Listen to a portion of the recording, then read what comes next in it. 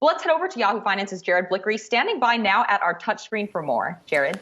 This is pretty incredible. Let's take a look at the Dow here, up 173 points. I went back in history. At no point has there ever been two consecutive down days of more than 2%, followed by a close in the green, unless you go back to 1932. I got to double check that, but 90 years, that is impressive here. But what's not impressive is the low liquidity in the market, and that is sending the Nasdaq down. You can see it's well off of its lows, but still down 0.8%. And here's the S&P 500, almost turning green just now. So we'll see what happens into the close. Finally, Russell 2000 also in the same boat. I want to take a look at the 10-year T-note yield because we are seeing that surge higher. It's up 5 basis points. And let's take a look at a candlestick chart here so we can see the historical price action. We had been in a little bit of a downswing, even though we're still in an uptrend here. But that is igniting the value trade that we're seeing. Another thing I'm looking at is the U.S. dollar index. Now, that has given back most of its gains, but it's crawling back up into territory we haven't seen in some time. So we want to keep an eye on that, too, because it has important implications for global liquidity.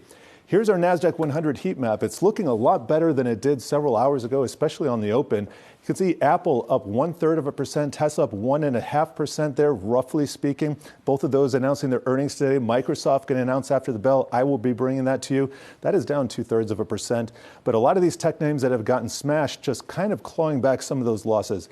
Is it going to be an investable and tradable bottom? We have yet to see because, as I outlined at the beginning, this is pretty much almost an historic first. So let's take a look at the sector action, and we can see energy and financials, and now real estate and healthcare.